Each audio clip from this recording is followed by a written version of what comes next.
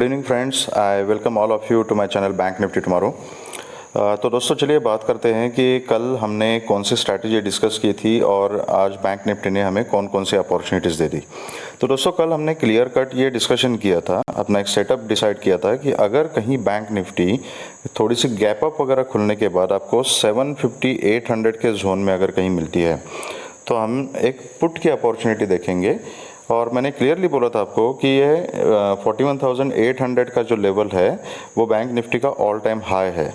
पिछली बार इसी लेवल से मार्केट नीचे आ गिरी थी, तो हो सकता है कि इस बार उसी लेवल से सेलर्स एक्टिवेट हो सकते हैं, हाई प्रोबेबिलिटी है। तो पुट की रिस्क हम यहाँ पे ले सकते हैं।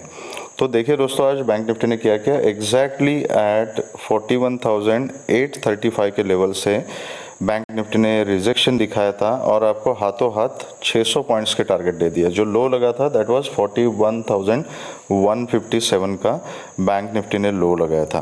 तो हाथों हाथ आपको बैंक निफ्टी ने आज ये टारगेट्स दे दिए थे। तो ये पूरे लेवल्स मैंने अपने टेलीग्राम चैनल पे ड्यूरिंग लाइव मार्केट अपडेट किए थे। अगर आप मेरे टेलीग्राम चैनल से जुड़ना चाहते हो तो उसका डिस्क्रिप्शन मैंने डिस्क्रिप्शन बॉक्स में उसका लिंक दिया हुआ है। तो दोस्तों अब यहाँ पे इम्पॉर्टेंट एक चीज़ मैं आपको दिखाना चाहता हूँ कि हमने ये एक सेटअप डिस्कस किया था। मार्केट ने आपको खुलते के साथ ही वो अपॉर्चुनिटी दे दी और ये रैली अगर आपने सेटअप फॉलो किया है तो यहाँ पे अच्छा खासा प्रॉफिट आपने कमाया होगा। एक पुट मैंने यहाँ पे रेकमेंड की थी जिसका प्रीमियम 216 चल रहा था, वो यहाँ पहुँचते पहुँचते 740 तक पहुँच गया था। तो एक इंट्राडे ट्रेडर के लिए इससे बड़ी अपॉर्चुनिटी और क्या चाहिए होती है, इसी को बोलते हैं जैकपॉट। तो मैं आशा करता हूं कि इस रैली में आपने अच्छा खासा प्रॉफिट कमाया होगा। अब दूसरी इम्पॉर्टेंट चीज़ कि खास करके आज एक्सपायरी का दिन था, तो एक्सपायरी के दिन जब आप एक सेटअप के ऊपर काम कर रहे हो और वो सेटअप मार्केट में आपको रिजल्ट दे देता है, आपको एक प्रॉफिट बुक करने की अपॉर्चुनिटी दे देता है, तो वहाँ पर आपने एक बार प्रॉफिट बुक किया तो उसके बाद फिर से दोबारा ओवर ट्रेडिंग में के चक्कर में नहीं पड़ना है कि मैं अभी ठीक है इतना 600 पॉइंट गिर गई, यहाँ से सपोर्ट लेगी, यहाँ से मैं कॉल लेता हूँ, यहाँ पे पुट लेता हूँ, ये सब नहीं करना है। अदरवाइज एक्सपायरी के दिन क्या होता है कि इतनी मूव होने तक फर्स्ट हाफ में आपको ये परफॉर्मेंस दे दिया, उसके बाद प्रीमियम डीके बहुत फास्ट होना शुरू हो जाता है एंड आपका जो प्रॉफिट है वो भी लॉस में कन्वर्ट होता है। तो प्रॉफिट सेव करना सीखिए। ओके, तो एक इम्पॉर्टेंट पॉइंट मैं सेटअप आपको एक दिखा देता हूँ, it's a very good learning point. ये मैंने यहाँ पर एक पैटर्न मार्क किया हुआ है आज, ठीक है, ये ड्यूरिंग लाइव मार्केट में देख रहा था तो आई नोटिस दिस पैटर्न। तो जनरली आपने सिमेट्रिकल ट्रायंगल वगैरह ये पैटर्न स्टडी किए होंगे, बट ये बिल्कुल उसके अपोजिट है, ये उल्टे उल्टे तरह का एक ट्रायंगल बन चुका है। Okay, reverse kind of triangle. तो इसको क्या बोलते हैं, टेक्निकल लैंग्वेज में उसको ब्रॉडनिंग ट्रायंगल ऐसे बोलते हैं, ठीक है। क्योंकि ये बाहर की तरफ ब्रॉड होते हुए जा रहा है, उसका एक तो हायर हाई बनाते जा रहा है, लेकिन यहाँ पर लो जो है ना, या तो लोअर लो बनाएगा या तो ऑलमोस्ट सेम रहेगा। ओके, तो this is called as broadening triangle. तो ये ब्रॉडनिंग ट्रायंगल क्या दर्शाता है, तो इसका सिग्निफिकेंस ये है कि ये मार्केट की वोलेटिलिटी को दर्शाता है। ओके, क्योंकि यहाँ पर सबसे ज़्यादा लोग ट्रैप होते हैं, तो ये एक ट्रैपिंग का एक साइन है जब ये ऐसा ट्रायंगल बनता है।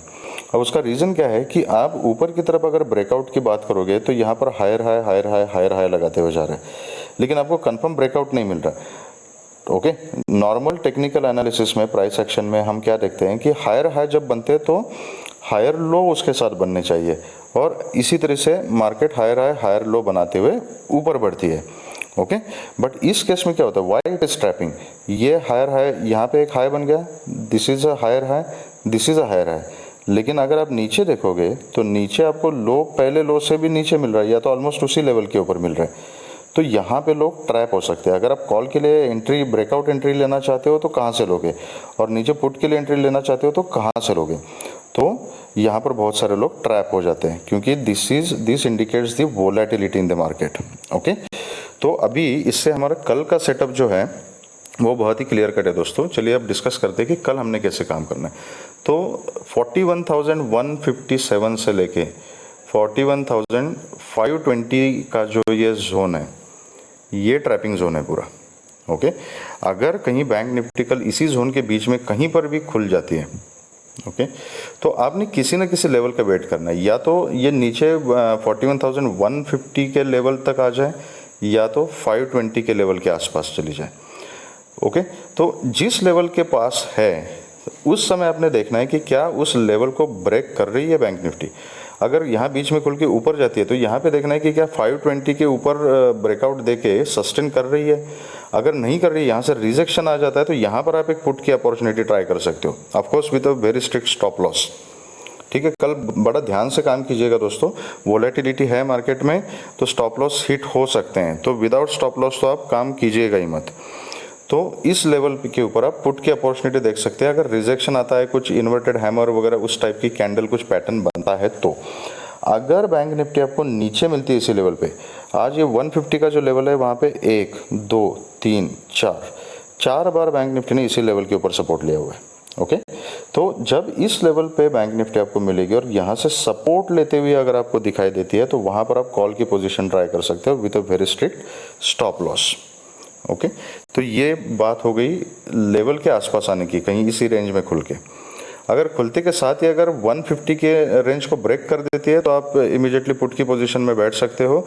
नीचे के जो आपके टारगेट्स हैं, वो पहला टारगेट रहेगा 40,900 और दूसरा टारगेट रहेगा 40,700, 680 700 तक का। उसके नीचे के टारगेट में नहीं देख रहा हूँ, अगर 680 के नीचे भी बैंक निफ्टी चली जाती है तो आप अपने स्टॉप लॉस को ट्रेल कर सकते हो। ये रही बात 41,150 के नीचे सस्टेन होने की। अगर यहाँ के ऊपर की तरफ खुल के अगर 41,524 मतलब 530 के ऊपर अगर सस्टेन हो जाती है, ठीक है, तो 530 के ऊपर सस्टेन होने के बाद आप एक कॉल की पोजीशन ट्राई कर सकते हो। लेकिन ऊपर की तरफ जब तक बैंक निफ्टी 41,830 तक नहीं जाएगी, एक मिनट होल्ड कीजिएगा।